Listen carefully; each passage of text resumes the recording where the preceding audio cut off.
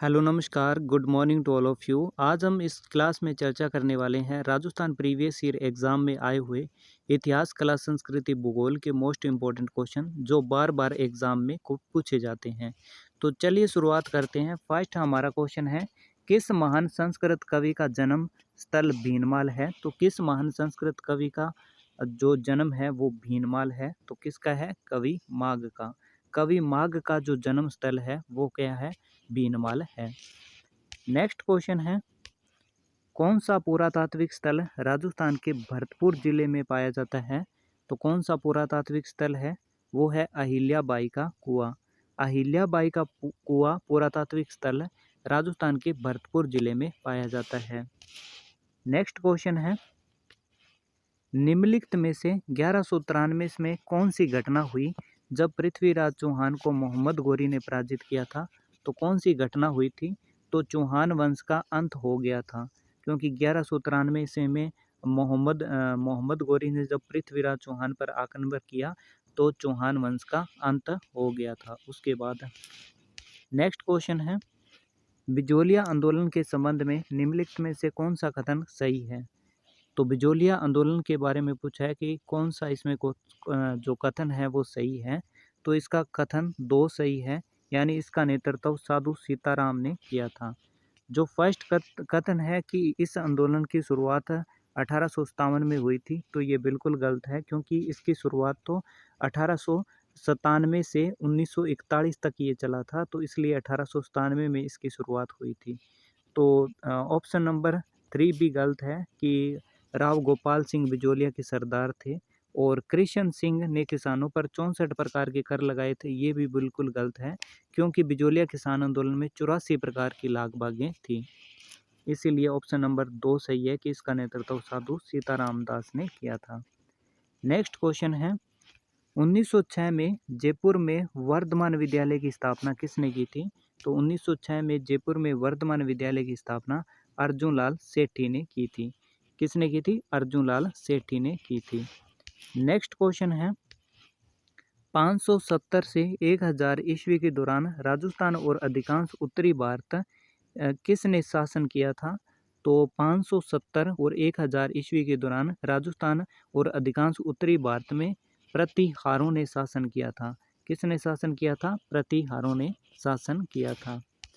Next question है, जागीरदार कृष्ण सिंह ने बिजोलिया के किसानों की बेटी की शादी होने पर एक नया कर 5 रुपये के भुगतान की शुरुआत की, उसे क्या कहा गया?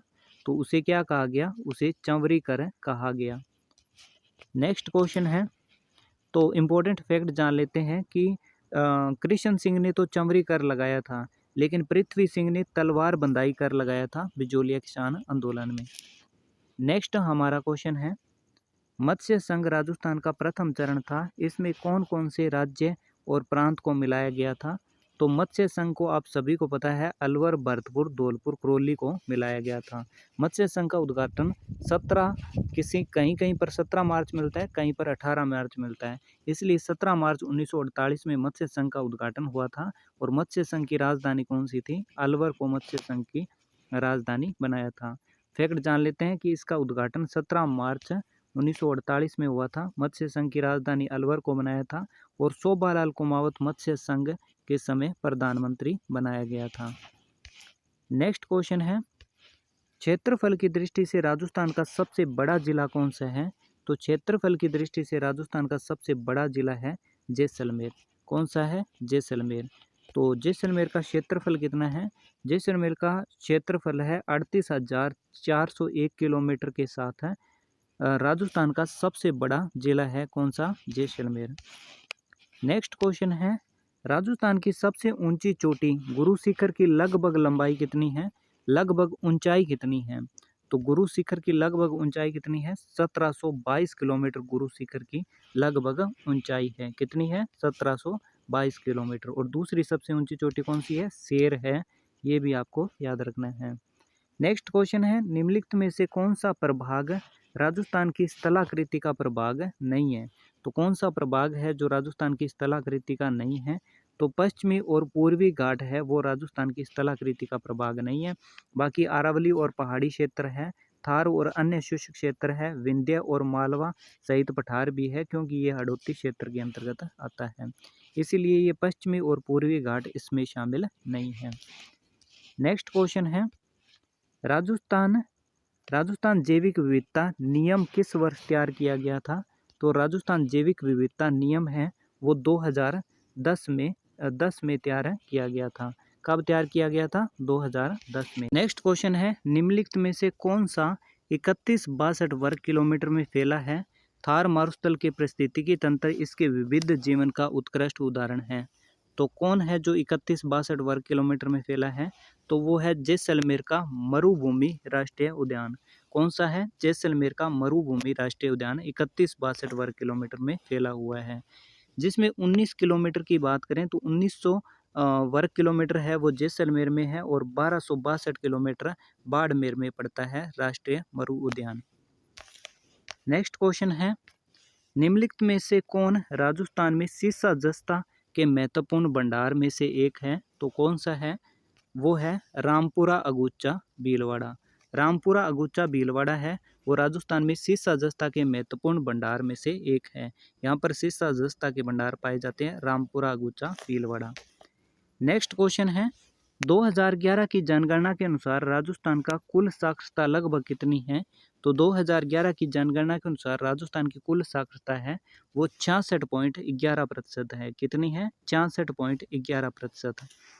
जिसमें पुरुष साक्षरता की बात करें तो 79.19% है, महिला साक्षरता है 52.12%। नेक्स्ट क्वेश्चन है, 2011 की जनगणना के अनुसार राजस्थान के संबंध में कौन सा कथन सही है?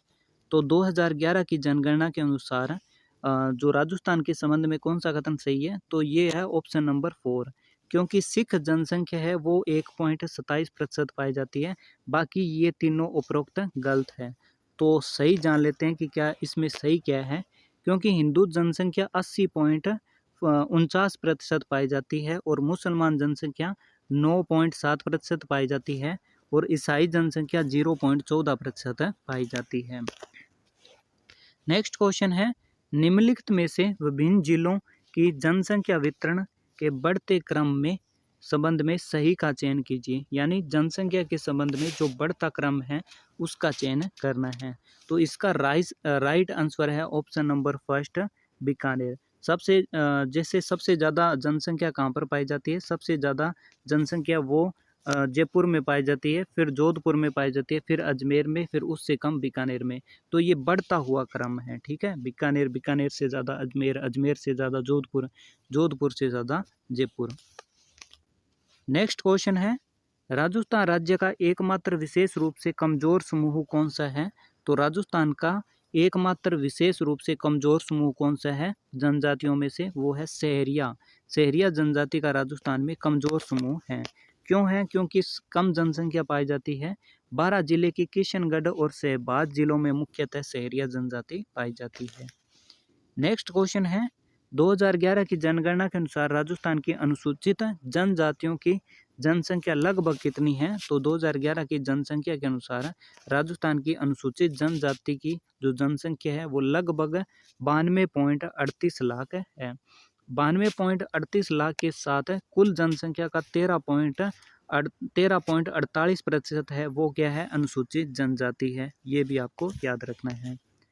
नेक्स्ट क्वेश्चन है, राजस्थान राज्य बनाने के लिए कितने रियासतों का एकीकरण हुआ था? तो राजस्थान राज्य जब गठन हुआ तो उस समय 19 रियासतें और 3 ठिकाने थे। कितनी रियासतें थी? 19 रियासतें और 3 ठिकाने थे। 3 ठिकाने कौन कौन से थे? लावा, कुशलगढ़ और नीमराणा। नेक्स्ट क्वेश्चन है, राजस्थान उच्च न्यायालय का गठन 29 अगस्त 1949 को हुआ। निम्नलिखित में से किसने 11 न्यायाधीशों के साथ मुख्य न्यायाधीश की शपथ ली थी? जब राजस्थान उच्च न्यायालय की गठन हुआ 29 अगस्त 1949 में, तो मुख्य न्यायाधीश कौन थे उस समय? तो पहले मुख्य न्यायाधीश थे कमलकांत वर्मा। कौन थे? कमलकांत वर्मा थे। नेक्स्ट क्वेश्चन है, मानव अधिकार संरक्षण संशोधन अधिनियम 2006 के प्रावधानों के अंतर्गत राजस्थान राज्य मानवाधिकार आयोग के सदस्य की संख्या कितनी है अध्यक्ष के अतिरिक्त? इसमें अध्यक्ष के अतिरिक्त पूछी है कि मानवाधिकार आयोग के सदस्यों की संख्या कितनी है, तो अध्यक्ष के अतिरिक्त 2 होती है और अध्यक्ष के समेत कितनी होती है? 3 होती है। ये आपको याद रखना है। मानवाधिकार आयोग आपके एग्जाम की दृष्टि से इम्पोर्टेंट होता है, तो थोड़ा फैक्ट जान लेते हैं। अध्यक्ष उच्च न्यायालय का सेवानिवृत्त न्यायाधीश होना चाहिए। और प्रथम अध्यक्ष कौन थे? प्रथम अध्यक्ष थे कांता कुमारी भटनागर। मानवाधिकार आयोग की प्रथम महिला अध्यक्ष थी कांता कुमारी भटनागर। इसके अध्यक्ष व सदस्यों की नियुक्ति राज्यपाल द्वारा की जाती है। इस समिति की सिफारिश पर की जाती है, जिसमें निम्न सदस्य होते हैं। कौन कौन से? मुख्यमंत्री प्रमुख होता है इसमें, और विधानसभा का अध्यक्ष होता है, राज्य के गृह मंत्री होते हैं, और विपक्ष का नेता इसमें होता है। और उसके बाद देखते हैं कि अध्यक्ष व सदस्यों का कार्यकाल कितना होता है? 3 वर्ष या 70 वर्ष, जो भी पहले हो वो होता है। अध्यक्ष व सदस्यों को केवल राष्ट्रपति ही हटा सकता है। नेक्स्ट क्वेश्चन है, राज्य निर्वाचन आयोग के बारे में कौन सा कथन गलत है? तो पूछा है कि राज्य निर्वाचन आयोग के बारे में इसमें कौन सा कथन गलत है? तो इसका ऑप्शन नंबर 3 गलत है। यह आयोग मानव और बाल अधिकारों से संबंधित है, क्योंकि यह आयोग तो मानव और बाल अधिकारों से संबंधित नहीं है, क्योंकि राज्य निर्वाचन आयोग और मानवाधिकार आयोग अलग होता है। तो पहले में कहा गया है कि यह राज्य निर्वाचन आयुक्त की अध्यक्षता में एक एकल सदस्य आयोग है, तो ये बिल्कुल सही है। दूसरे में कहा गया है कि इस आयोग में एक सचिव होता है और जो राज्य के मुख्य निर्वाचन अधिकारी होता है, ये भी बिल्कुल सही है। चौथे में कहा गया है कि ये आयोग अनुच्छेद 243 के Z(A) के अंतर्गत नगर निकायों के लिए चुनाव करवाता है। नगर निकायों के लिए चुनाव किस अनुच्छेद के तहत कराता है? 243 के Z(A) के अंतर्गत करवाता है। तो ऑप्शन नंबर 3 इसका गलत है, क्योंकि ये मानव और बाल अधिकारों से संबंधित नहीं है। कुछ इंपॉर्टेंट फैक्ट जान लेते हैं। राजस्थान राज्य चुनाव आयोग की स्थापना जुलाई 1994 में होती है। बहुत ज़्यादा बार पूछा गया क्वेश्चन है, और ये भारतीय संविधान के अनुच्छेद 243 के अंतर्गत आता है। नेक्स्ट हमारा क्वेश्चन है, मेहरानगढ़ किला किस स्थान पर है? तो मेहरानगढ़ किला आप सभी को पता है कहाँ पर है? जोधपुर में है मेहरानगढ़ किला। मेहरानगढ़ किले की बात करें तो निर्माण राव जोधा ने 1459 में करवाया था, राव जोधा ने। नेक्स्ट क्वेश्चन है, निम्नलिखित में से कौन सा किला चौहानों द्वारा बनाया हुआ माना जाता है, जिस पर दिल्ली के शासक अलाउद्दीन खिलजी ने कब्जा किया था? तो वो कौन सा किला था? वो था रणथंभौर का किला। रणथंभौर का किला चौहानों द्वारा बनाया गया था, और इस पर दिल्ली के अलाउद्दीन खिलजी ने आक्रमण किया था और कब्जा किया था, और 2013 में उसे यूनेस्को विश्व धरोहर स्थल भी घोषित किया गया था। नेक्स्ट क्वेश्चन है, निम्नलिखित में से मोजरी का संबंध क्या है? संबंध किससे है? यानी मोजरी क्या होता है? मोजरी एक जुत्ती का प्रकार है। मोजरी किसका प्रकार है? मोजरी एक जुत्ती का प्रकार है। ये भी आपको याद रखना है। नेक्स्ट क्वेश्चन है, कौन सा शहर नमदे बनाने के लिए फेमस है? यानी नमदे कहाँ के फेमस है? तो नमदे टोंक के फेमस है।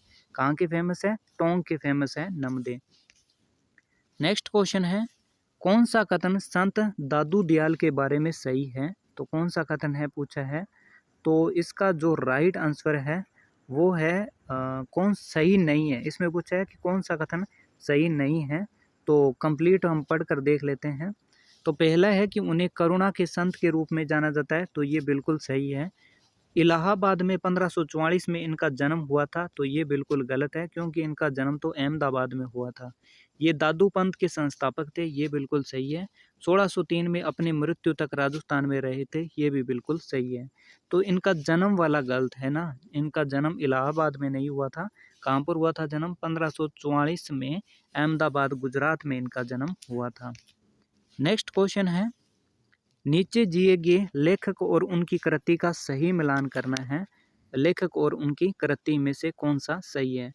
पहला है वंश भास्कर केसरी सिंह बारठ, तो ये बिल्कुल गलत है, क्योंकि वंश भास्कर तो सूर्यमल मिश्रण की रचना है।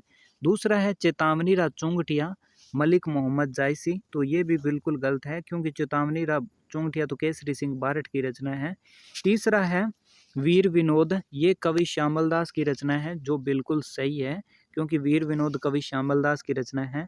और चौथा है पद्मावत, पद्मावत सूर्यमल मिश्रण की नहीं, पद्मावत मलिक मोहम्मद जायसी की रचना है। तो आज के लिए इतना ही, मिलते हैं नेक्स्ट सेशन में। अगर वीडियो अच्छी लगी हो तो लाइक ज़रूर करना और चैनल को सब्सक्राइब करना। Thank you.